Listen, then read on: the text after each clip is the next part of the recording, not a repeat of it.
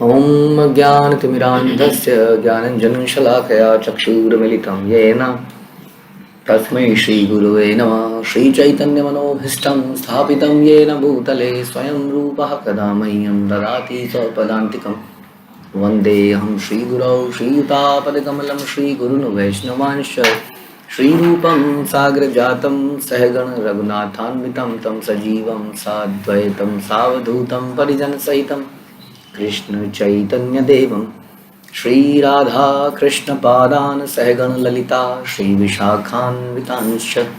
हे कृष्ण करुणा सिंधु दीनबंधु जगतपते गोपेश गोपिका कांत राधा कांत नमस्तुते। तप्त कांचन गौरांगी राधे वृंदावनेश्वरी वृषभानुसुते देवी प्रणमामि हरिप्रिये।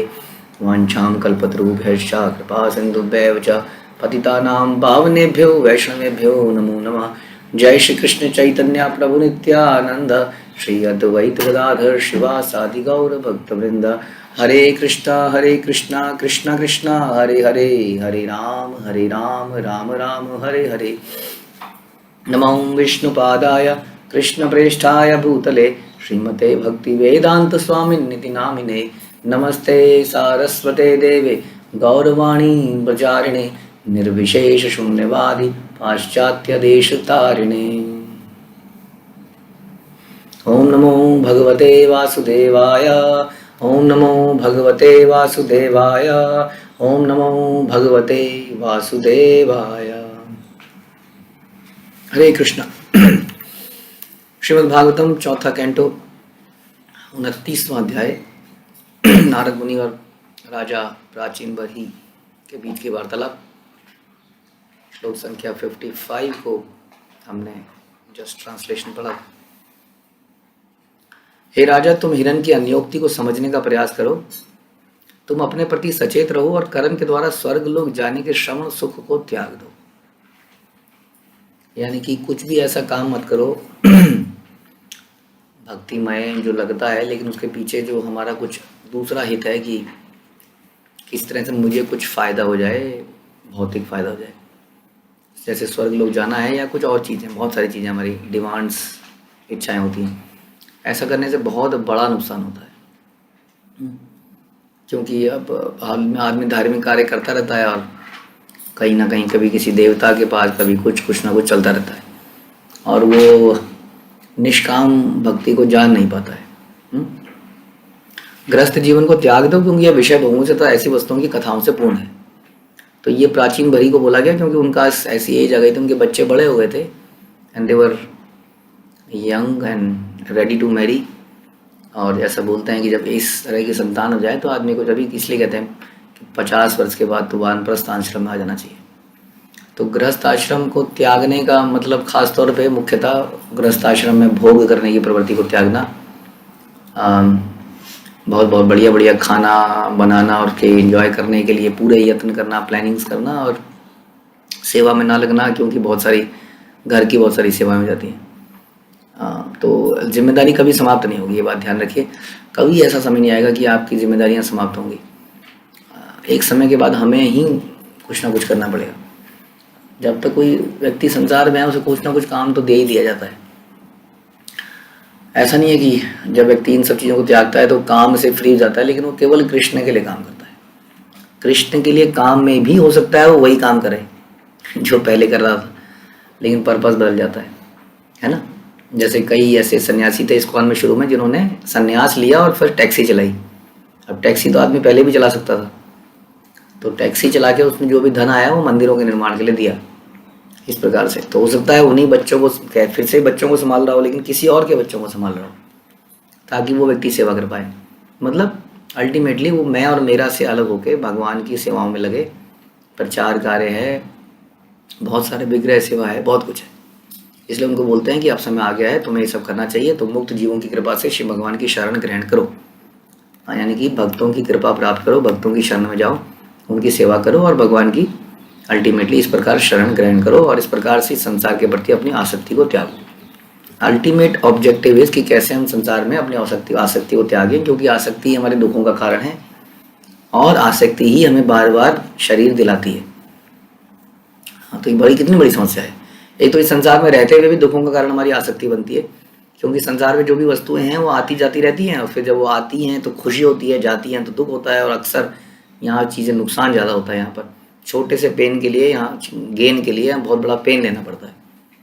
इसलिए अधिकतर व्यक्ति फिर दुखी रहता है, कभी कभी खुश होता है, और वो अपने को अपनी योजनाएं बदलता रहता है ताकि वो थोड़े से सुख को बढ़ा सके। उसको लगता है कि कोई गलती इस बार रह गई इसलिए नहीं हो पाया, अगली बार करूँगा तो ये सुख का अवधि, क्वांटिटी बढ़ा सकता हूँ। जबकि एक बहुत बड़ा भ्रम है, क्योंकि भगवान गीता में कहते हैं कि एक जगह में सुख नहीं प्राप्त हो सकता है।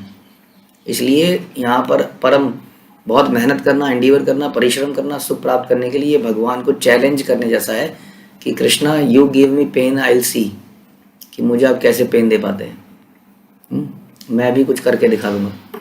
तो ये शरणागति नहीं है, ये भगवान के साथ एक जंग है जो आजकल के लोग साइंटिस्ट लड़ रहे हैं।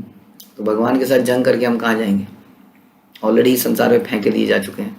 तो इसलिए बता रहे हैं ये सारा पर्पस क्या होना चाहिए हमारे कुछ भी आध्यात्मिकता का, कि हमारी आसक्ति कम होए, त्यागे, भगवान के प्रति आसक्ति बढ़े। ये नॉलेज कोई नहीं देता है, क्योंकि ये शब्द सुनते ही आधे लोग तो डर के हमारे भाग जाते हैं, अरे आसक्ति त्याग देंगे तो घर छुड़वा देंगे, बच्चों को भगा देंगे। अब शास्त्र यही कहते हैं, लेकिन सच्चाई यही है, जब तक हम आसक्ति को नहीं त्यागेंगे तब तक ना तो दुख जी खत्म होंगे संसार में अभी जीते हुए, और ना ही मरने के बाद भगवान के धाम जा पाएंगे, क्योंकि आसक्ति के कारण बार बार संसार में आते रहेंगे। जैसे भरत महाराज एकमात्र हिरण से आसक्ति हो गए, फिर से आ गए, बाकी आसक्तियाँ तो तोड़ दी थी, काट दी थी। तो अक्सर हिरण की क्या क्वालिटी उसमें दिखाते हैं, हिरण वॉज वेरी मासूम था, चार्मिंग था, मतलब डिपेंडेंट था और चार्मिंग था। तो अक्सर हम संसार में ऐसी चीज़ों से गिर जाते हैं, बड़ी मासूम सी चीज़ें दिखती हैं लेकिन बड़ी चार्मिंग सी होती हैं, सरल स्वभाव, दया, उस चक्कर में हम गिर जाते हैं, भ्रमित हो जाते हैं। बहुत अलग अलग तरीके से माया आती है ना, कितने तरीके से। जैसे हरिदास ठाकुर के सामने कितनी चार्मिंग लेडी थी, वो बहुत चार्मिंग लेडी और बड़ी मासूमियत से, मुझे आपकी शरण की आवश्यकता है ऐसा बोलती है वो हरिदास ठाकुर, मुझको अपनी शरण में ले लीजिए। तो ऐसे में ऐसे माया पता नहीं किसी भी रूप में कैसे भी करके आ सकती है। तो कहते हैं कि इसलिए अल्टीमेट ऑब्जेक्टिव इज कि कैसे हमारी आसक्ति कम हो। इसका मतलब ये नहीं है कि जीवन हम जीना बंद कर देते हैं, आसक्ति के बिना फिर हम जीते कैसे हैं, संसार में रहते कैसे हैं, क्या प्राण त्याग दें? फिर तो आसक्ति के बिना हम रहते हैं एज ए ड्यूटी। जैसे कई बार हम एग्जाम्पल देते हैं, बहुत छोटा सा एग्जाम्पल है लेकिन बहुत ही सटीक एग्जाम्पल हमें लगता था, शिला प्रभुपाद ने दिया कि किस प्रकार से कैशियर कैश के निकाले जाने या जमा करने से विचलित नहीं होता, क्योंकि उसको उस कैश में आसक्ति नहीं है, क्योंकि उसको पता है ये मेरी नहीं है, does not belong to me. लेकिन फिर भी वो कैश काउंट करता है बड़ी शिद्दत से, एक भी नोट कम हो जाए तो एज ए ड्यूटी वो उस काम को करता है। तो इस प्रकार से संसार में जीव रहता है, वो अपनी ड्यूटीज़ को पूरा करता है लेकिन आसक्त नहीं होता। इस कारण से दुख ना होता जब सक्सेस मिलती है या फेल्योर मिलता है तो, लेकिन हर हाल में वो आसक्ति कृष्ण से बनाने का प्रयास करता है। श्री नरोत्तम दास ठाकुर अपने गीत में लिखते हैं, कर्म कांड ज्ञान कांड केवल विशेर भांड, अमृत बलिया ये बखाए, नाना योनि सदा फिरे, कर दे भक्षण करे, तार जन्म अधा पाते आए। कि कर्म कांड ज्ञान कांड विष के प्याले बड़े अच्छे लगते हैं, बहुत अच्छे लगते हैं। कर्म कांड करने मज़ा आता है क्योंकि बदले में कुछ और मिल भी जाता है, ऐसा नहीं मिलता नहीं है, कुछ कुछ समृद्धियाँ होने लगती हैं तो बड़ा अच्छा लगता है। हमें लगता है अब हमें चाबी पता चल गई संसार में सुखी रहने की। लेकिन जैसा हमने शुरू में डिस्कस किया, ये बहुत बड़ा भ्रम है, ये भगवान को चैलेंज है, because Krishna is declared in Bhagavad Gita क्या दुख खाले शाश्वत। इसलिए यहाँ पर ये सोचना कि हमने चाबी प्राप्त कर ली है तो वो एक भ्रम हो जाएगा। तो कर्म कांड करने में ऐसा लगता है, और ज्ञान कांड तो बड़ा सुख देता है, सुपीरियरिटी कॉम्प्लेक्स, हमें लगता है कि हम सुपीरियर हैं, ज्ञानी हैं, दूसरों को ज्ञान दे सकते हैं। चार आदमियों के बीच में बोलते हैं लोग, हमारी वाहवाही करते हैं, अरे इसको तो बड़ा बहुत कुछ पता है। ऐसे हम कई लोगों से मिले, 5-10 मिनट मिले, उन्होंने इतनी बातें कर दी कि मैं ही कंफ्यूज हो गया कि बोल क्या रहा है। बहुत अद्वैतवाद कुछ बोल रहे थे वो भाई साहब, बहुत ही भारी भरकम शब्दों का इस्तेमाल कर रहे थे हिंदी के। ऐसा लग रहा था कि परम ज्ञानी व्यक्ति हैं, लेकिन उनका जीवन में भक्ति का लेश भी नहीं था। तो बड़ा आनंद आता है इस ज्ञान को बांटने में, अहंकार बढ़ता है। तो ये दोनों क्या है, विष के प्याले हैं, कर्म कांड ज्ञान। इसलिए कहते हैं कि अन्य विलासिता शून्यम ज्ञान कर्मादि अनावृतम। ज्ञान और कर्म यानी कि कर्म कांड और ज्ञान कांड, इसके ऊपर उठना पड़ेगा। ज्ञान केवल उतना जितना कि मेरी भक्ति में मुझे सहायक है। हाँ? ज्ञान केवल उतना जो दूसरों को भक्ति में लगा पाए। आप ऐसा लेक्चर दीजिए, ऐसी दूसरों को प्रेरणा दीजिए जिससे वो जप करें, श्रवण कीर्तन विग्रह सेवा करें, ना कि कुछ मेंटल डिस्कोर्सेज हो रहे हैं जिसमें घंटों तक कुछ चर्चाएं हो रही हैं लेकिन निष्कर्ष नहीं समझ में आ रहा है। अंत में किसी को नहीं पता कि भगवान का नाम जपना ही कलयुग का धर्म है। ये बता ही नहीं पा रहे आप, नहीं विग्रह सेवा बता पा रहे। बहुत अच्छा लग रहा है, क्या बोल रहे हैं आप। और आजकल के ज़माने में तो ऐसा बहुत प्रचलन हो गया है, कुछ कुछ बोला जाता है और लाखों करोड़ों लोग फॉलोअर बन जाते हैं, लेकिन वो निष्कर्ष की तरफ लेके नहीं जा रहा है। करना क्या है, भक्ति नहीं करवा रहा है। तो ये क्या है, ये विष के प्यालों जैसा है। और जो इनको अमृत समझ कर पीता है वो जन्म जन्मांतर तक विभिन्न प्रकार के देहों में कठिन संघर्ष करता है, बार बार पैदा होता रहता है। ऐसा व्यक्ति कभी सभी प्रकार के व्यर्थ पदार्थ खाता है तथा कभी इंद्रिय सुख के लिए के कार्यों के कारण तिरस्कृत हो जाता है। हर चीज खाएगा, इधर से तंबाकू खा रहा होगा, पान खा रहा होगा, उधर से भागवत कथा कर रहा होगा। बहुत सारे ऐसे पंडित ब्राह्मण बन चुके हैं जो खाने पीने में इसका कोई रेस्ट्रिक्शन नहीं है, इंद्रिय सुख में कोई रेस्ट्रिक्शन नहीं है, लेकिन वो सन्यासी, प्रवचनकारी, मोटिवेशनल स्पीकर, गुरु, मेंटर, पता नहीं क्या क्या बन गए हैं संसार में। जैसे चैतन्य लीला में आपने देखा था कि एक सन्यासी था। सन्यासी का मतलब आप जानते ही क्या होता है। सन्यासी की कुटिया में चैतन्य महाप्रभु गए और सन्यासी की बीवी, हाँ तो यहाँ टुड़ुंग टुड़ुंग टुड़ुंग म्यूजिक आना चाहिए। सन्यासी की बीवी आती है और प्रसाद लाती है और थोड़ी देर में सन्यासी कहता है मजा चाहिए, मजा। कैसा मजा, नित्यानंद प्रभु समझ जाते हैं नित्यानंद प्रभु कान में बताते हैं चैतन्य महाप्रभु को, चैतन्य महाप्रभु क्या कह रहे हैं, क्या क्या होता है, क्या कह रहे ये शराब के लिए कह रहे, शराब के लिए। चैतन्य महाप्रभु तुरंत उठते हैं, भागते हैं बहुत तेज तेज तेज तेज तेज तेज और सीधा गंगा जी में छलांग मार देते हैं। ऐसा तो क्या कहते हैं कि सभी प्रकार के व्यर्थ पदार्थ खाते हैं, इंद्रिय सुख के लिए जीते हैं। हाँ, और उन्हें कोई बता दे कि ये नहीं खाना चाहिए, वो नहीं खाना चाहिए, क्या बकवास है, सब कुछ भगवान ने तो बनाया है। कई लोग ऐसा चर्चा करते हैं, भगवान ने तो बनाया है, क्या दिक्कत है खाने में। भगवान ने तो कैक्टस भी बनाया है, कैक्टस को खा लो फिर। भगवान ने तो मल भी बनाया है, मल तो हलवे जैसे ही लगेगा, उसको क्यों ना खा लें।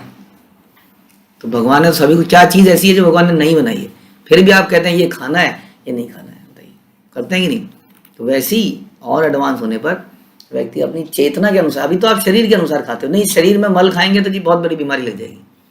हाँ, तो वैसे ही आप लोग शरीर के बारे में सोच रहे हैं और हम लोग चेतना के बारे में सोच रहे हैं। हम कह रहे हैं कि ये खाएंगे तो चेतना खराब हो जाएगी, बस। सामान्यतः लोग संसारिक कर्मकांड तथा ज्ञान कांड के कर्म फलों के प्रति आकृष्ट होते हैं। बहुत अच्छा लगता है, फिर से जो भी बहुत अच्छा लगता है वो हम करते हैं, बड़े अच्छे लगते हैं। तो इस प्रकार से ये कर्म कांड में बहुत अच्छे लगते हैं। इसमें थोड़ी सी फीलिंग आती है कि हम कुछ डिफरेंट हैं, हम भी स्पिरिचुअल हैं। किससे बात करो तो बोलता है अक्सर, हाँ हमारे यहाँ तो बहुत कुछ होता है जी, हमारी मम्मी ये करती है, हमारी मम्मी वो करती है, हम भी ये करते हैं, बचपन से ये करते हैं, वो करते हैं। अब रूट में जाओगे तो कहीं ना कहीं वो कर्म कांड होंगे, भगवान की प्योर भक्ति का उसमें कोई टच नहीं होगा। तो ज्ञान कांड के कर्म फलों के प्रति बड़े आकृष्ट होते हैं। वे स्वर्ग लोग जाने की अभिलाषा करते हैं, ब्रह्म में तदात्मा होना चाहते हैं, अथवा जीव तथा शिष्ण के आनंद से मुग्ध होकर जीवन में ही बने रहना चाहते हैं।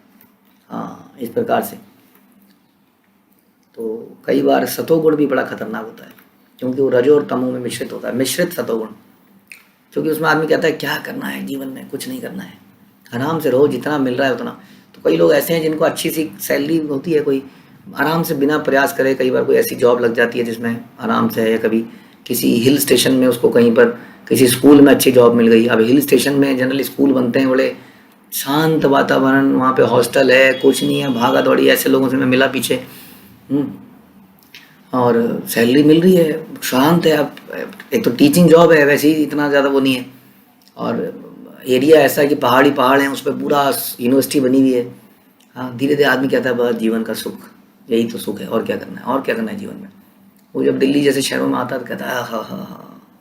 कुछ दिनों के लिए वो लोगों ने शिफ्ट किया, उनकी नौकरी लगी, उनको कोई अच्छी जॉब मिली किसी दूसरे स्कूल में, तो उन्होंने आई थिंक नोएडा में कहीं पर जॉब करी, और वहाँ से 3-4 महीने में भाग के वापस चले गए। ना भैया, हमसे नहीं रहा जाएगा। तो इस प्रकार से ये जीवन भी खतरनाक है, क्योंकि इसमें लगता है कि बहुत बढ़िया स्थिति में है। हाँ, लेकिन उसके बाद क्या हुआ, एक दिन उनकी बेटी खड़ी थी रास्ते में, तो वो हमने सीसीटीवी में देखा, एक बाइक वाला आया, इतना भयंकर तरीके से उनकी बेटी को मारा कि उछल के मुझे लगता है 30-40 फुट आगे गिरी, खतरनाक तरीके से। और सारा का सारा जो प्लानिंग थी, जो सुख था, वो समाप्त हो गया कई महीनों के लिए। अब तो वो रिकवर कर गई, बाद में सब खत्म। मतलब ऐसा just a matter of time, कब हमारे जीवन में दुख आता है। हमें लगता है कि ये बहुत बढ़िया है, सब कुछ तो बढ़िया चल रहा है, लेकिन ऐसा पॉसिबल ही नहीं है, नॉट पॉसिबल। ऐसा हम DYS के लेक्चर में कई बार सुनाते थे कि एक व्यक्ति था जो कि एक व्यक्ति से मिलता है, अपने मित्र से, कहता है कैसी चल रही है ज़िंदगी, कहता है बहुत बढ़िया चल रही है, नौकरी बहुत बढ़िया चल रही है। और पूरे रास्ते वो व्यक्ति वेट कर रहा था, वो इस्कॉन का भक्त था, कहते कभी तो बोलेगा कोई समस्या है, फिर पकड़ूंगा इसको। तो काफ़ी देर हो जाती है, वो सब कुछ अच्छा बताता जाता है, कहता है मैंने फ्लैट लिया, अपने फ्लैट में लेके जाता है, ऊपर लिफ्ट में चढ़ते हैं, कहता है हर चीज़ की तारीफ ही कर रहा है। उसको समझ में आता है, कहता है कहीं भगवदगीता गलत तो नहीं होगा, इसके जीवन में कोई दुखी नहीं है।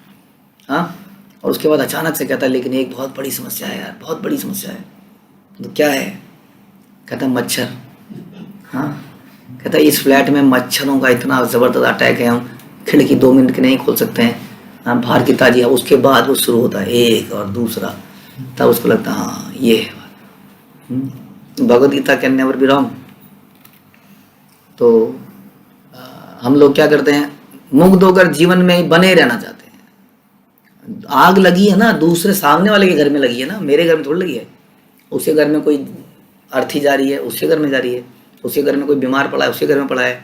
उसके घर में भूखमरी है, बिजनेस में दिवालिया निकल गया, उसका निकला ना। मैं तो बड़ा समझदार हूँ, मैंने तो पूरा बिजनेस सेट कर रखा है। हाँ, it's just a matter of time, किस दिन वो आग फैलते फैलते हमारे घर में आती।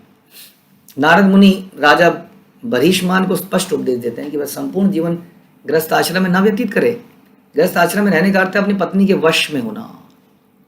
मनुष्य को यह सब त्याग कर परमहंस आश्रम में जाना चाहिए, अर्थात अपने को गुरु के नियंत्रण में रखना चाहिए। कई बार गुरु की बातें हमें पता होता है कि गुरु तो आज्ञा नहीं देंगे इन चीज़ों के लिए, और ऐसे में परिवार की बातें हम मान लेते हैं ज़्यादा। यहाँ पर ये ऐसे कर लिया जाए, ऐसे बहुत एग्जाम्पल मिलते हैं, दिखते हैं, समझ में आते हैं कि यहाँ वही बता रहे हैं कि घर के बस में ना रह कर गुरु के नियंत्रण में रहा जाए। परमहंस आश्रम श्री भगवान का आश्रम है और गुरु भी उसी के आश्रित हैं। श्रीमद् भागवत में प्रमाणिक गुरु के लक्षण बताए गए कि जो व्यक्ति वास्तविक सुख प्राप्त करने का इच्छुक हो उसे प्रमाणिक गुरु की खोज करनी चाहिए और दीक्षा के द्वारा उनकी शरण लेनी चाहिए। और गुरु की योग्यता ये है, श्रीमद् भागवतम से गुरु की योग्यता है कि उसे शास्त्रा द्वारा अर्जित शास्त्रों के निर्णय का मतलब निष्कर्षों का पता होना चाहिए और अन्यों को उसमें आश्वस्त करने की एबिलिटी होनी चाहिए। ऐसे महापुरुष जिन्होंने सारी संसारिता को त्याग कर भगवान की शरण ग्रहण कर ली है, प्रमाणिक गुरु मानना चाहिए। तस्माद गुरुम प्रपद्येत जिज्ञासु श्रेय उत्तमम। परमहंस वह जिसने परब्रह्म की शरण ग्रहण कर ली। यदि कोई ऐसे परमहंस गुरु की शरण ग्रहण करता है तो धीरे धीरे वह अभ्यास तथा उपदेश से भौतिक जीवन से विरक्त हो जाता है और अंत में भगवान के धाम में जाता है। एकमात्र तरीका है संसार से जाने का, detachment from the material world and attachment to Krishna, but we are not focusing on the detachment. हाँ, इसीलिए ना ही हम अटैचमेंट, ऑब्वियसली अगर हम अटैचमेंट के लिए फोकस करेंगे कृष्ण के प्रति तो डिटैचमेंट आएगा। लेकिन हमें लगता है कि किसी तरह ऐसे ही चलता रहे, ये परिवार सब कुछ बढ़िया से चलता रहे, सुख मिलता रहे, तो कहीं ना कहीं there is a tinge of karma kand. तो अल्टीमेटली जैसा हमने शुरू में डिस्कस किया, भौतिक जीवन से जब व्यक्ति विरक्त होता है तभी वो भगवान के धाम को लौट सकता है। अंगनाश्रमम सत्यमयूथ गाथम का विशिष्ट उल्लेख अत्यंत रोचक है। सारा संसार स्त्री के द्वारा नियंत्रित होने के कारण माया के चंगुल में है। मनुष्य न केवल अपनी स्त्री के वश में है अपितु वह तरह तरह के संभोग साहित्य से नियंत्रित है। भौतिक जगत में फंसने का यही कारण है। कोई भी अपने प्रयास से इस घृणित संगति को नहीं छोड़ पाता, किंतु यदि वह परमहंस रूप प्रमाणिक गुरु की शरण ग्रहण कर लेता है तो क्रमशः आध्यात्मिक जीवन के पद को प्राप्त कर लेता है। वास्तव में ये बहुत ही जटिल विषय है, क्योंकि कोई भी इससे बच नहीं पाया आज तक। हमने देखा बड़े बड़े ऋषि मुनि इससे बच नहीं पाए, लेकिन हम एग्जाम्पल जब सुनते हैं, जैसे हम यमुनाचार्य का एग्जाम्पल सुनते हैं। यमुनाचार्य को जब पहले वो किसी तरह से भक्ति में थे, फिर बीच में कुछ ऐसा समय आया कि वो भुक्ति में लग गए, ऐसी सिचुएशन आ गई कि उन्हें बहुत बड़ी पदवी राजा बना दिया गया, और बाद में किसी तरह से भक्तों ने उनको खींच लिया वहाँ से। ये भक्त बड़े इंपॉर्टेंट है हमारे जीवन में, और उन्होंने खींच लिया उनको फिर से, और जब वो आए तो उन्होंने कहा वो थू, तब उनको रियलाइज हुआ ये मैं क्या कर रहा था। तो जब तक कोई किसी को उस गंदी स्थिति से निकाला ना जाए, उसको समझ में नहीं आता है कि वो गंदी स्थिति में था। जैसे कि कोई बदबूदार जगह में जो लोग रहते हैं उनको कभी बदबू नहीं आती उस जगह पे। आप देखेंगे कई जगह ऐसी हैं जहाँ सड़ान आ रही है, ज़बरदस्त कूड़े का ढेर है, लेकिन वहाँ रहने वालों को बदबू नहीं आती, और बाहर से जैसे कोई आता है वो नाक पकड़ लेता है। क्योंकि जो बदबू में रहते रहते आदमी रियलाइज़ नहीं कर पाता इस चीज़ को कि सफाई किसको कहते हैं, सुगंध किसको कहते हैं। तो इस तरह से संसार में भी हम इन सब चीज़ों में रह रहे हैं और हमें बड़ा आनंद आ रहा है, हमें लग रहा है कितना अच्छा है। और जब इससे निकाला जाता है, जो उसको आध्यात्मिक आनंद मिलता है, तब उसको रियलाइज़ होता है कि ये कितनी दुर्गंध थी यहाँ पर। इसलिए यमुनाचार्य कहते हैं कि मुझे थू की फीलिंग आती है जब मैं उन सब विषय भोगों के बारे में सोचता हूँ जिनमें मैं लिप्त था, जो पूरा जीवन जिनमें मैंने निकाल दिया। कोई भी अपने प्रयास से इस घृणित संगति को नहीं छोड़ पाता, किंतु यदि वो परमहंस रूप प्रमाणिक गुरु की शरण ग्रहण करता है तो वह क्रमशः आध्यात्मिक जीवन के पद को प्राप्त कर लेता है। अपने बल पर हम नहीं कर पाएंगे, ये तो हमारा एग्जाम्पल है, हम जानते हैं हमने पूरे जीवन में क्या किया है, हम सब जानते हैं। लेकिन प्रमाणिक गुरु के संरक्षण में आते ही ये बुराइयां धीरे धीरे जाती रही। लेकिन इसमें हम सबका अपना निजी योगदान भी देना पड़ेगा। जैसे कि एक स्कूल में सारे बच्चे होते हैं और कोई बच्चा सबसे अच्छा नंबर लाता है, कोई बच्चा फेल हो जाता है। बच्चे के ऊपर भी तो है, क्योंकि हमारे हृदय में क्या चल रहा है जब तक हम बताएंगे नहीं तो कैसे पता चलेगा। या तो हमारे किसी कार्यों द्वारा वो रिवील होगा, या हम खुद बताएंगे हमारे हृदय में ये चल रहा है। तब तक जब तक हम बताएंगे नहीं और ये चीज़ रिवील नहीं कर दी जाती, तब तक तो हम अपना नुकसान ही कर रहे हैं। जैसे हमने सुना था एक बार कि एक व्यक्ति जो भेड़िए का शिकार कर लेता है, और राजा का तीर भी भेड़िए को लगता है, वो भेड़िए को छुपा लेता है कि इससे पहले कि राजा आ जाए और इसको ले जाए। और उसको लगता है कि भेड़िया मर गया है, वो अपने कंबल के अंदर उसको डाल के और भेड़िया अंदर खाने शुरू कर देता है। उधर राजा भी वहीं पा जाता है। अब वो दर्द से चिल्ला नहीं पाता, क्यों? क्योंकि राजा को पता लग जाएगा इसने भेड़िया चुराया हुआ है, तो ये तो वैसे ही मार देगा। तो राजा वहाँ ढूंढता रहता है भेड़िए को, और ये अंदर ही कंबल में दबाए रखता है। जब राजा जाता है तब तक इस व्यक्ति की मृत्यु जाती है उसके बाद। तो इसी तरह से हम अपने अनर्थों को ऐसे छुपाए रखते हैं और भोग करते रहते हैं, छुपा के अंदर गंदे विचार पैदा करते रहते हैं, पालते रहते हैं, और एक दिन ये विचार, ये भोग हमें मार देता है। ना तो हमने किसी को रिवील होने दिया, ना भगवान ने ही रिवील किया, भगवान ने भी कृपा नहीं करी। तो कृपा है भगवान की जो रिवील कर दे, भगवान ने भी कृपा नहीं करी तो व्यक्ति धीरे धीरे समाप्त हो गया। तो इसलिए हमारी अपना भी इसमें योगदान है। यहाँ बता रहे हैं कि जो प्रमाणिक गुरु की शरण में आता है वो अगर सही सच्चाई और सरलता से रहे तो वो आध्यात्मिक पद को प्राप्त करता है। वेदों के मोहक शब्द जो मनुष्य को स्वर्गलोक जाने या परब्रह्म में तदाकार होने के लिए प्रेरित करते हैं, अल्पज्ञों के लिए हैं। वेदों के मोहक शब्द जिसमें बोला जाता है ना, ये करोगे तो ये मिलेगा, ये करोगे तो स्वास्थ्य मिलेगा, ये करोगे तो पत्नी मिलेगी, ये करोगे तो अच्छा पति मिलेगा, ये करोगे तो ये करें, ये अल्पज्ञों के लिए हैं। जो व्यक्ति बिल्कुल निचली स्थिति पे हैं, उनको कैसे शास्त्रों के प्रति अट्रैक्ट किया जाए, कम से कम खोल के पढ़ना शुरू करेगा, और पढ़ते पढ़ते बीच में से हरिनाम डाल देंगे, बीच में कुछ अच्छा श्लोक डाल देंगे। जब वो सब ढूंढ रहा होगा, क्या ढूंढ रहा होगा? सुंदर कैसे बना जाए। कुछ लोग तो जाएंगे किसी क्रीम के पास, कुछ लोग जाएंगे नहीं, वेदों में देखते हैं हर चीज़ का सोल्यूशन है, सुंदर कैसे बना जाए। तो इसलिए ऐसी चीज़ें भी हैं, कम से कम देखेगा तो सही, खोलेगा तो उसमें कुछ बीच बीच में कुछ और भी आएगा। लेकिन भगवत गीता और भागवतम जो है ये एकदम प्योरेस्ट चीज़ें हैं, इनके बीच में इनमें मिलावट नहीं है, ये केवल शुद्ध लोगों के लिए है। इसलिए हर कोई व्यक्ति गीता पढ़ ले या भागवतम सुन ले, ये होता नहीं है। लेकिन ये सब कर्म कांड करने के लिए लोग राजी रहते हैं। इसलिए बता रहे हैं कि भगवद गीता में माया उपरत ज्ञान कहा गया, जिनका ज्ञान माया द्वारा हर लिया गया है। वास्तविक ज्ञान का अर्थ है भौतिक जीवन की कष्टकर अवस्था का बोध। क्या है ज्ञान? When we realize that we are in pain, जब हम रियलाइज करें कि ये हम बदबू में हैं, बदबू में रहते रहते हमें ये पता नहीं चल रहा बदबू में, अगर हमें पता चल जाए कि हम बदबू में हैं तो समझ लीजिए ज्ञान है। यानी कि अपनी वास्तविक स्थिति का पता चलना सबसे बड़ी पहला स्टेप है। तो हाँ, कि मैं दुखी हूं और मैं इतने प्रयासों के बाद भी दुखी हूं और संसार में हर कोई व्यक्ति दुखी है, ये रियलाइज अगर हो जाए तो कहते हैं ये पहला स्टेप तो यही है ज्ञान का, भौतिक जीवन की कष्टकर अवस्था का बोध। मनुष्य को प्रमाणिक मुक्त जीव अर्थात गुरु की शरण ग्रहण करनी चाहिए और क्रमशः आध्यात्मिक पथ पर उठना चाहिए। यही पर्पस है जीवन का। घर को सेटल करना पर्पस नहीं था। मैं बड़े हो गए, हमने घर बना लिया, बच्चों की शादियां कर ली, हाँ बच्चे हो गए, सब कुछ हो गया, ये पर्पस नहीं था। घर गृहस्थी में इसलिए आपको डाला गया और आपको उसका मुखिया इसलिए बनाया था कि आप सबको भक्त बनाएंगे। तो आध्यात्मिक पथ पर उठना जिससे भौतिक जगत से विरक्त हुआ जा सके।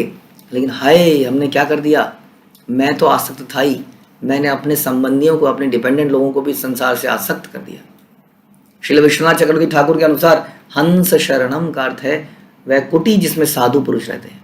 सामान्यतः साधु जंगल से दूर स्थान पर इस साधारण कुटिया में रहते हैं, लेकिन हमें ध्यान रखना होगा कि समय बदल चुका है। जंगल जाकर कुटिया में रहना साधु के हित में हो सकता है, लेकिन यदि उसको उपदेशक बनना है तो उसको नगरों में जाना पड़ेगा जहाँ लोग रहते हैं। यहाँ बता रहे हैं इवन पाश्चात्य देशों में तो उसे तमाम तरह के लोगों को आमंत्रित करना होगा, सुखद मकानों में रहने के लिए अभ्यस्त होना पड़ेगा। जो होते हैं उनके बीच में ही उनको आमंत्रित करना होगा था। इस युग में साधु को लोगों के स्वागतार्थ समुचित प्रबंध करना और उन्हें कृष्ण चेतना संदेश के प्रति आकर्षित करना होता है।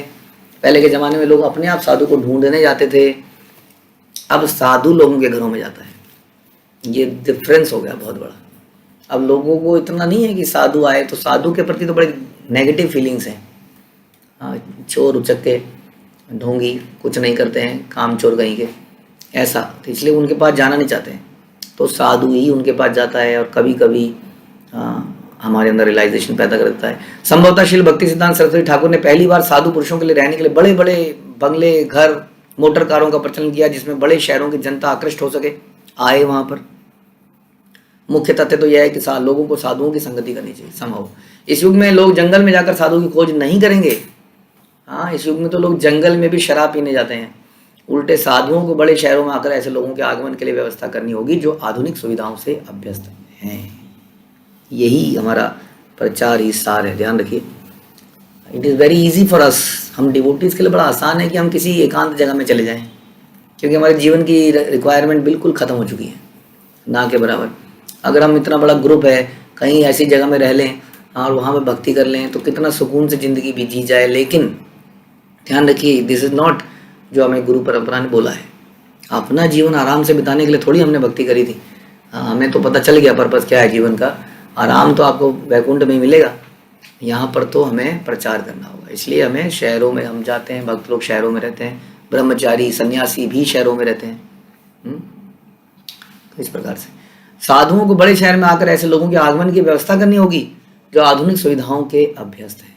धीरे धीरे ये लोग समझ सकेंगे कि ऐसे प्रसाद यानी कि बिल्डिंग या सुगध मकान तनिक भी आवश्यक नहीं है।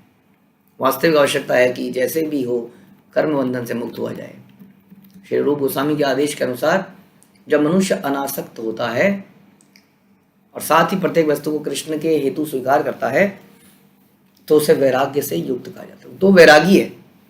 अनासक्त विषयान यथारहम उपयुज्यत निर्बंध कृष्ण संबंधे युक्त वैराग्य मुच्यते, कि जब वो चीज़ों से अनासक्त होता है लेकिन चीज़ों को एक्सेप्ट करता है ताकि भगवान की सेवा में लगा सके, तो ये वैराग्य है वास्तव में। इसलिए मनुष्य को भौतिक ऐश्वर्य में लिप्त नहीं होना चाहिए, लेकिन उसको भगवान के लिए तो इकट्ठा करना ही चाहिए। देखिए, यदि आप उसको इकट्ठा नहीं करेंगे तो कहीं ना कहीं वो व्यर्थ की चीज़ों में जाएगा।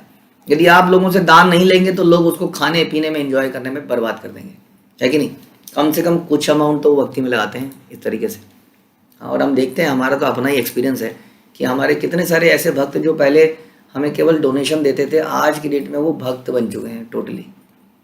वही लोग इस प्रकार प्रचार कर सकते हैं कि कितना ज़रूरी है हाँ इस प्रकार से लोगों को संभव भगवान की सेवा में लगाना। तो अल्टीमेटली धीरे धीरे मनुष्य अनासक्त हो जाता है, लेकिन चीज़ों को एक्सेप्ट करता है कृष्ण के लिए, तो उसको वैरागी कहा जाता है। यहाँ बता रहे हैं कि भौतिक ऐश्वर्य में हमें लिप्त नहीं होना चाहिए, लेकिन कृष्ण भावनामृत आंदोलन को आगे बढ़ाने के लिए ऐश्वर्य को स्वीकार किया जा सकता है। दूसरे शब्दों में ऐश्वर्य को युक्त वैराग्य के रूप में अर्थात व्यक्ति के लिए स्वीकार किया जा सकता है। अब जो है राजा बोलते हैं, राजो उवाच, राजा ने कहा, हे ब्राह्मण, आपने जो कुछ कहा मैंने उसे अत्यंत मनोयोग से सुना है और इस पर इस निष्कर्ष पर पहुंचा हूं कि जिन आचार्यों ने मुझे कर्मकांड में प्रवृत्त किया वे इस गुप्त ज्ञान को नहीं जानते थे, और यदि वे इससे अवगत थे तो फिर उन्होंने मुझे क्यों नहीं बताया। नारद मुनि, मेरी क्या गलती है इसमें? मुझे ऐसे टीचर मिले जिन्होंने मुझसे यही सब कराया, बचपन से ही सिखाया, इसकी कथा उसकी कथा, ये वाला नारायण और वो वाला नारायण, हम तो एक ही को जानते हैं, भगवान नारायण। कौन कौन से नारायण आ गए दुनिया में? हाँ, ऐसे ऐसे मंदिर बन गए जो मंदिर चलते हैं। कौन से? अरे बड़े किलोमीटर में मंदिर फैला हुआ है, मंदिर में गए तो वहाँ कोई मूर्ति नहीं, समझ नहीं आ रहा किसका मंदिर है ये। हवा भूतों का मंदिर है क्या? हाँ, रात को यहाँ भूत आके नाचते हैं। ऐसा क्या मंदिर जहाँ भगवान ही नहीं है?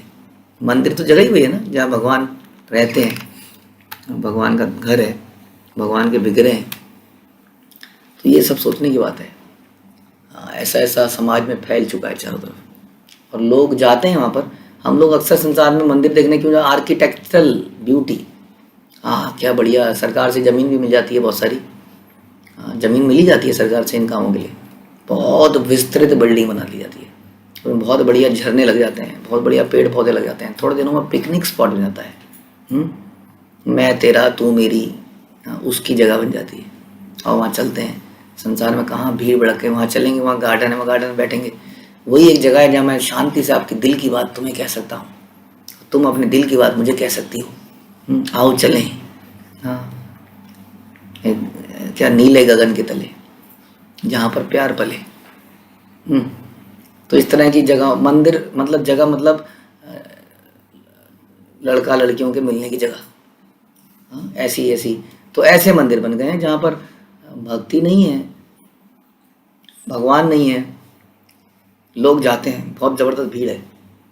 क्यों है? क्योंकि इतना बढ़िया सुंदर समा बांध रखा है, पेड़ पौधे झरने, बिल्डिंग कितनी सुंदर है, कितनी बढ़िया नक्काशी कर रखी है, देखो। तो ये समस्या है। तो बता रहे हैं कि मैं क्या करूं, चारों तरफ माहौल ही ऐसा है, मेरी क्या गलती है? ऐसे आचार्य मिले जिन्होंने मुझे यही सब सिखाया, वो खुद भी नहीं जानते थे ऐसा लगता है। हाँ, और अगर जानते थे तो उन्होंने मुझे बताया क्यों नहीं? जानते तो बताया इसलिए नहीं क्योंकि वो मानते नहीं थे, कुछ तो जानते ही नहीं थे। हाँ, क्योंकि संन्यास आजकल तो कोई सांप गले में लेके कहीं सड़क में बैठ जाओ, थोड़ी देर में आप वहाँ बाबा जी बन जाएंगे। सर में जटा डाल लो, विग पहन लो, कुछ भी कर लो। तो और कुछ किसी को कुछ पेन, पता क्या करो, पेन किलर ले लो, पेन किलर का बनाओ चूरा मिक्सी में पीस के। एक बताता हूँ तरीका पैसे कमाने का।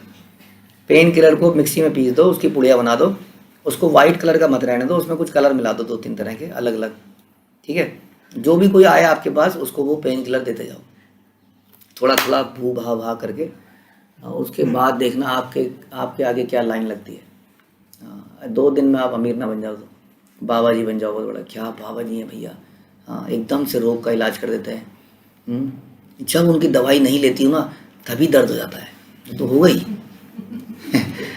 हाँ, और वो बस उन्हीं की शरण में। अब तो हम पिछले 2 साल से दवाई खा रही हूँ, बिल्कुल कोई प्रॉब्लम नहीं है। और 2 साल एक दिन में अचानक से हॉस्पिटल में आई, ICU में गई तो पता लगा सारे अंग समाप्त हो चुके हैं।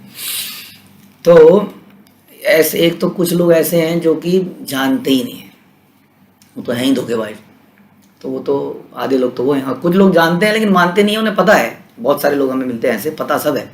जैसे मैं कई बार बताता हूँ एक रियल घटना कि हमारे किसी भक्त को, हमारे जो बन रहा था भक्त, उसको किसी पंडित जी ने बताया। पंडित जी ने क्या बोलते हैं कि तुम कहाँ फंस गई हो इन चक्करों में, ये जो तुम मंत्र जप रही हो ना, ये तो मुक्ति प्रदान करने का है, लेकिन भुक्ति तो यहीं मिलेगी। हाँ बोलो कि यहीं पर ये जो है ना, यहीं आओ, ये सब मिलेगा, ये तो मुक्ति के लिए है, इसका क्या करना है, अभी तो भोगने का समय है। ये तो सच में बताया उसने। एक और व्यक्ति मिले हमें जो काफ़ी विद्वान माने जाते हैं संसार में, बोले तुम जो ये नाम जप रहे हो ना, ये बादाम है बादाम। अरे लेकिन बादाम हजम नहीं होते हैं। ऐसे ये भी घटना, रियल घटना बता रहे हैं हम आपको। कई साल पहले उसने ऐसा बोला हमको, कहता ये बादाम हजम नहीं होते हैं, तो बादाम खा रहे हो आप लोग।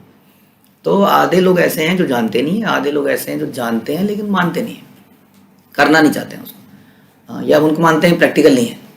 ऐसे कैसे हो सकता है? प्रैक्टिकल कैसे नहीं है? अब तो प्रभुपाद ने करके दिखा दिया इसको प्रैक्टिकल है। तो अब ये क्यों होता है? अब ये भी क्यों होता है? अब ये भी हमारे आचार्य बताते हैं कि डिमांड है इसलिए ऐसे लोग हैं। क्योंकि ऐसे लोग हैं, क्यों हैं? क्योंकि ऐसे लोगों की डिमांड है। कुछ लोग चाहते हैं कि उन्हें कुछ करना ना पड़े, कोई रेस्ट्रिक्शन ना हो खाने पीने में, रहने में, और भला हो जाए, बस गुरुजी मिल जाए, गुरुजी का ठप्पा लग जाए, कार के ऊपर, घर के ऊपर झंडा लगा लें, करना कुछ ना पड़े, दिस द बेस्ट पॉलिसी। तो ऐसे लोग ढूंढते हैं, तो इसलिए ऐसे ढोंगी मिलते भी हैं। ध्यान रखिए, कोई चीज़ फ्री नहीं मिलती है संसार में। जो फ्री चीज़ के पीछे भागता है ना, वो व्यक्ति ठीक नहीं है।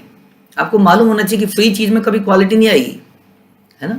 कोई ना कोई ऐसी फालतू में बकवास चीज़ आपको बांट रहा होगा कहीं ना कहीं। हर चीज़ का कोई मूल्य है, छुपा हुआ मूल्य है, कई बार दिखता है, कई बार छुपा हुआ मूल्य रहता है। तो वो समझना पड़ेगा। बिना मूल्य के आपको कैसे भक्ति मिलेगी? संसार की कोई चीज़ नहीं मिलती बिना पैसे के। भक्ति तो बहुत ही मूल्यवान वस्तु है, उसके लिए मूल्य है हमारा बलिदान, तपस्या, शरणागति, हाँ, बहुत सारी चीज़ें। तो अब प्राचीन बनी को समझ में आ रहा है, लेकिन वो कह रहे हैं कि ये क्यों हुआ मेरे साथ, फिर ऐसा क्यों? मेरे को ऐसे ही चीज़ें बताई गई बचपन से। वास्तव में समाज में तथाकथित शिक्षक, नेता जीवन के उद्देश्य को जानते ही नहीं है, टीचर बन चुके हैं वो।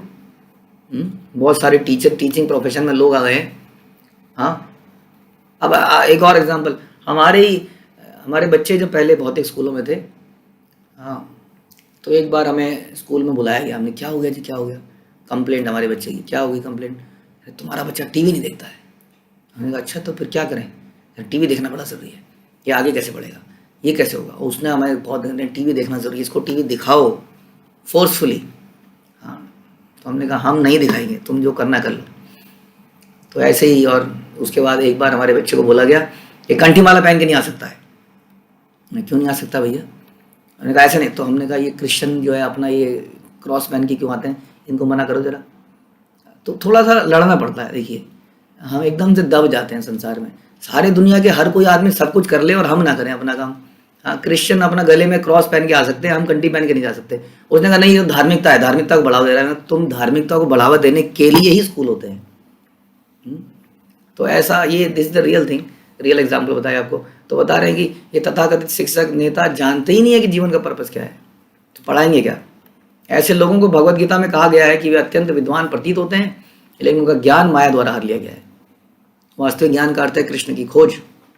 वेदेश सर्वेर अहम एव वेद्यो। सारा ज्ञान वास्तव में कृष्ण को खोजने के लिए है, कृष्ण को जानने के लिए। भगवद गीता में भगवान कहते हैं मैं समस्त देवों का स्रोत हूँ। इस प्रकार कृष्ण समस्त देवताओं के, ब्रह्मा शिव सबके मूल हैं, और वैदिक अनुष्ठान विभिन्न देवताओं को प्रसन्न करने के लिए करते हैं। किंतु जब तक कोई आगे बड़ा नहीं होता है, वह आदि पुरुष कृष्ण को नहीं समझ सकता। नारद के उपदेशों से राजा को चेत हुआ ये बात, और जीवन का वास्तविक उद्देश्य भगवान की भक्ति प्राप्त करना है। अतः राजा ने तथाकथित पुरोहिती कर्म को समाप्त करने का निश्चय किया, कर्म कांड करने का, क्योंकि उसमें जीवन के उद्देश्य के विषय में कोई शिक्षा न देकर अनुयायियों को केवल अनुष्ठानों में व्यस्त रखा जाता है। इस समय गिरजाघर, मंदिर, मस्जिद के प्रति लोग आकृष्ट नहीं होते, क्योंकि मूर्ख पुरोहित अपने अनुयायियों को ज्ञान प्रदान नहीं कर पाते। इसलिए वो लोग, कई लोग जानते भी नहीं है कि ये तो सब ढोंग है, पैसा लूटने का तरीका है। मैं कुछ जनरली, आप जाते नहीं हरिद्वार में या कहीं पे कोई पंडित आता भी है तो हम ऐसे नज़र कर लेते हैं, देखते ही बोलेगा गोत्र क्या है, और हम मुंह से गोत्र निकल गया तो शुरू कर देगा ओम दाम दाम दाम दाम, मतलब बिना पूछे वो कुछ कर देगा शुरू। नाम पूछेगा, आप नाम बताओगे ना अपना नाम, मेरा नाम ये है, ओके, अमुक गोत्रे, अमुक जजमान, देश देश स्वाहा, और गंगा जी में लाओ जी। उसके बाद अगर आपने मना कर दिया, वहाँ थोड़ी देर में 100 पांडे खड़े हो जाएंगे, बस देना ही पड़ेगा। तो लोग डरते हैं, जाते नहीं है इसलिए ऐसे लोगों के बीच में, क्योंकि मूर्ख पुरोहित क्या है, ज्ञान ही नहीं दे पाते हैं। जीवन उद्देश्य से अपरिचित होने के कारण भीड़ को अंधकार में रखते हैं। फलतः जो समुचित ज्ञानी है वो अनुष्ठानों के प्रति अरुचि रखने लगते हैं, किंतु साथ ही उन्हें इस ज्ञान से कुछ नहीं प्राप्त हो पाता। अतः समस्त श्रेणी के लोगों को प्रकाशित करने के लिए कृष्ण भावामृत आंदोलन बड़ा इंपॉर्टेंट है। महाराज प्राचीन बरिष्मान के पद चिन्हों का अनुसरण करते हुए प्रत्येक व्यक्ति को चाहिए कि कृष्ण भावनामृत आंदोलन का लाभ उठाए और अनेक धर्मों के वेश में चलने वाले रूढ़ अनुष्ठानों का परित्याग कर दे। प्रारंभ में ही गोस्वामी लोग उन पुरोहितों से भिन्न थे जो अनुष्ठानों में लगे थे। सनातन गोस्वामी ने वैष्णव के मार्गदर्शन के लिए हरिभक्ति विलास ग्रंथ लिखा और वैष्णव लोग पुरोहितों के निर्जीव कार्यों की परवाह न करके पूर्णतः कृष्ण भक्ति करते हैं और इस प्रकार जीवन बिताते हैं। यानी कि हम लोग भी अपने यज्ञ इत्यादि करते हैं, लेकिन हमारे यज्ञों की जो विधियां हैं वो हमारे भक्ति के, जैसे हरिभक्ति विलास इसमें लिखा है।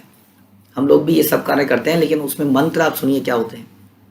सारे मंत्र भगवान के सखाओं के, सखियों के, इनका आह्वान करते हैं, इनको हम भोग लगाते हैं और बोलते हैं इदम मन मना, इदम मम मना, this does not belong to me, this does not belong to me, this does not belong to me, but Krishna को स्वाहा, कृष्ण को देते हैं सब कुछ, it does not belong to. मंत्र ही ऐसे हैं हमारे।